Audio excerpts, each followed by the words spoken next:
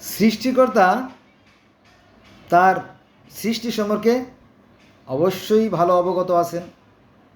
তিনি জানেন কার দ্বারা কী করা সম্ভব। তাই তো তিনি একটা ক্যাটালগ একটা ধর্মগ্রন্থ পাঠাইও দিচ্ছেন। দেখেন কি বলা হয়েছে। এটা হচ্ছে আপনার সূরা ফুরকানের ৪৪ নম্বর আয়াতে কী বলছে আল্লাহ। দেখেন, তুমি কি মনে করো ওদের অধিকাংশ শোনে ও বোঝে। আল্লাপাক কাকে বলতেছে? আল্লাপাক বলতেছে নবী মুহাম্মদ সাল্লাল্লাহু আলাইহি সাল্লামকে যে তুমি কি মনে করো যে ওদের অধিকাংশই শোনে বা ওঝে? না, বোঝে না। ওরা তো পশুর মতো। শুধু কি পশুর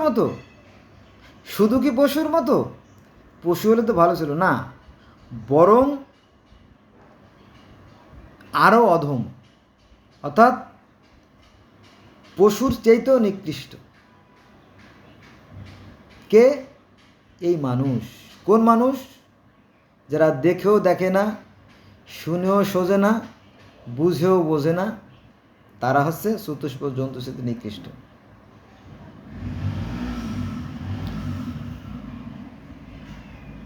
আচ্ছা, এবার আসেন ধোঁকাবাজ। মানুষ কি মনে করে, এটা কোরআনের আয়াত, এটা হচ্ছে সূরা সূরা আনকাবুত। আপনারা এটা দেখতে হলে গুগলে যাবেন, গুগলে গিয়ে সূরা আনকাবুত আয়াত নম্বর 2 সার্চ দিলেই চলে আসবে। আমার কথা বিশ্বাস করার দরকার নাই, আমি শুধু একটু আপনাদেরকে ইঙ্গিত দিয়ে দিচ্ছি, ইশারা দিয়ে দিচ্ছি। এখানে বলা হয়েছে মানুষ কি মনে করে যে আমরা বিশ্বাস করি, এ কথা বললেই ওদের পরীক্ষা না করেই ছেড়ে দেওয়া হবে? এত সহজ, এত সস্তা? না, সেটা হবে না। সেগুলো বালি। এটা আছে সূরা আনকাবুতে আয়াত নম্বর 2 নম্বরে। এটা একটা বিষয়কে পরিপূর্ণ হতে হলে কি হতে হবে? অন্তরে বিশ্বাস, মৌখিক স্বীকৃতি আর কাজে পরিণত করতে হবে। এই তিনটের সমন্বয়ে কোনো একটা কাজ পরিপূর্ণ হয়। হ্যাঁ, কিন্তু এই যে আমরা বাঙালিরা, হ্যাঁ, এটা আমার কথা না, মাইন্ড করবেন না প্লিজ। আমনেস্টি ইন্টারন্যাশনাল একটা জরিপ প্রতিষ্ঠান আছে, তারা কম্পেয়ার করে, তুলনা করে আমাদের বিভিন্ন বিষয় নিয়ে। তো তারা বলতেছে যে বাঙালি এমন এক জাতি যে এত বড় অসভ্য, এত বড় ইতর, এত বড় প্রতারক, এত বড় ভণ্ড পৃথিবীর ইতিহাসে বিরল। সবচেয়ে বদমাইশ এবং জালেম প্রতারকদের এই জাতি। শুধু কি এখানে আমনেস্টি ইন্টারন্যাশনাল যেমন বলতেছে, 1 নম্বরে আমনেস্টি ইন্টারন্যাশনাল রাখলাম, 2 নম্বরে আমাদের যে জাতির জনক বঙ্গবন্ধু শেখ মুজিবুর রহমান সাহেব, এই নানা ভাই কি বলছে জানেন? বলো যে মানুষে কত কিছু পায়। কেউ পায় স্বর্ণের খনি, কেউ পায় রূপার খনি, কেউ পায় তামার খনি, কেউ পায় লোহার খনি, কেউ পায় তেলের খনি, আর আমি পাইছি চোরের খনি, বাটপাড়ের খনি। কথাটাও অমূলক নয়। আচ্ছা, এবার আমরা প্রথমে গেলাম আমনেস্টি ইন্টারন্যাশনাল, 2 নম্বরে বঙ্গবন্ধুর তুলনা, 3 নম্বরে চলে আসবো আমরা বাস্তবে। আপনারা জানেন যে শেয়ার বাজারের একটা ঘটনা, এই শেয়ার বাজারের ঘটনা, কেলেঙ্কারি ঘটনা করে কত মানুষ যে স্ট্রোক করে মারা গেছে, তার খবর কেউ রাখে নাই, রাখা সম্ভব না। আচ্ছা, আমাদের বাংলাদেশের প্রধানমন্ত্রী শেখ হাসিনার ব্যয়, আমাদের ফরিদপুর, আমার বাড়িও ফরিদপুর, আমি রাজেন্দ্র কলেজের ছাত্র ছিলাম 93-94 বর্ষে, তো 1993-94 আর কি। তো এই খন্দকার মোশাররফ হোসেন সাহেব, তিনি, ওনার জমি ছিল 5 একর, উনি বানাইছে 500 একর। উনি একজন দুর্নীতিবাজদের সেরা। তারপরে আপনার ওয়াসার এমডি তাসকিন সাহেব, তিনিও কেলেঙ্কারি করে গেলেন। তারপরে হামদাদের একজন এমডি ছিল, ম্যানেজিং ডাইরেক্টর, তার গোষ্ঠী শুদ্ধ, তাদেরকেও ঘাড় ধাক্কা দিয়ে বের করতে হয়েছে। আমি একবার এসেনশিয়ালের ড্রাগে গেছিলাম, এটা ছিল আপনার 2018 সালের দিকে সম্ভবত।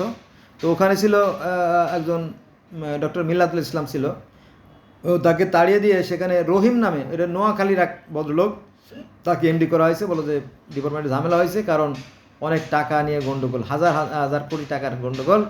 এই সমস্ত বিষয় এসব গোপন কথা বলতেছি আমি, এর প্রমাণ আমি দিতে পারবো না, কারণ এগুলোর সাথে আমাদের প্রধানমন্ত্রীর মা নিজে জড়িত। তারপরে আমাদের সৈয়দ মুদাসের আলী সাহেব, তারপরে এই যে আপনার সাতক্ষীরের আনার কাণ্ড, তারপরে আপনার এই যে ছাগল কাণ্ড।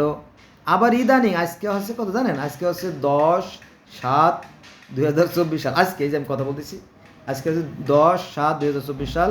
তো গতকাল বা এই পরশু দুদিন দেখতেছি এর ভিতরে ওই যে বিসিএসের যে প্রশ্ন ফাঁস, বিসিএসের প্রশ্ন বিক্রি করা বাবদে 32 জন, হ্যাঁ, এরা ধরা খাচ্ছে। তারপরে আবার বিসিএসের প্রশ্ন একটা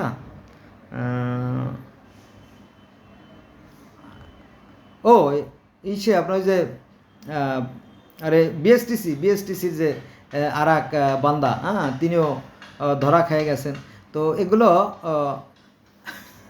আপনি যদি দেখেন যে দেখবেন যে সব এই একই পদের পদ, বুঝছেন। বিশেষ করে আপনার সেটেলমেন্ট অফিসগুলোতে যত দুর্নীতি, একজন মহিলা ওই যে তার ড্রয়ার ভরা টাকা, এরকম প্রতিদিন আমরা শুধু দুর্নীতির চিত্র দেখতে পাই। ওরা কিন্তু আবার কি অধিকাংশই কিন্তু মুসলমান, হিন্দু যে নাই তা না, আছে, তবে এরা মুসলমান। তবে এরা হচ্ছে কি ইবলিশ শয়তানের চেয়ে খারাপ। এ ভাই, আপনাকে তো আমি খুব ভালো মনে করছিলাম, এই কথাটা মানতে পারলাম না। ইবলিশ শয়তানের কথা বলেন আপনি, হ্যাঁ, ইবলিশ শয়তানের সাথে তার তুলনা হয়? হ্যাঁ হয়। ইবলিশ শয়তানের আমি খুব একটা দোষ দেখি না। হায় হায়, কয় ইবলিশ শয়তান এর খুব একটা দোষ ছিল না বলেই ঘটনা। ইবলিশ শয়তান বলল, হে আল্লাহ, আমার প্যাস্টিস আর আদমের প্যাস্টিস এক না। হাউ পসিবিলিটিস, আল্লাহ বলেন। ইংলিশ বলছিলেন না কোন ভাষা বলছিলেন আমি জানি না। হাউ পসিবিলিটিস, তো ইবলিশ বলল, because I have made by the fire and light, আমি আগুন বা জ্যোতির তৈরি, but Adam is made by mat, soil, কাদা দিয়ে তৈরি, মাটি দিয়ে তৈরি। So I shall not salute to your Adam because it is my prestige be hamper. এটা আমার সম্মানের ক্ষতি হতে পারে। অর্থাৎ মানে আদম যেটা বলছিলেন, ইবলিস যেটা বলছিল তার কথাগুলো কিন্তু খুব একটা দর্শনীয় না। ইবলিস বলছিল যে আমাকে তৈরি করা হয়েছে নূর দ্বারা, জ্যোতি দ্বারা, আলো দ্বারা, আমার একটা প্রেস্টিজ আছে, আর আপনি ওই পচা কাদা দুর্গন্ধযুক্ত মাটির আদমকে আমাকে সিজদি করতে বলতেছেন, তো এটা আমার পক্ষে সম্ভব না। তার কথাটা যুক্তি ছিল। তবে আল্লাহ যদি বলতো যে বুঝে বলতো যে দেখো ও কাদা ঠিকই, কিন্তু ওর ভিতরে, ওই কাদার ভিতরে আত্মা রূপে, প্রাণ বায়ু রূপে আমি অবস্থান করব, তাহলে আমার সমতুল্য হয়ে গেল না?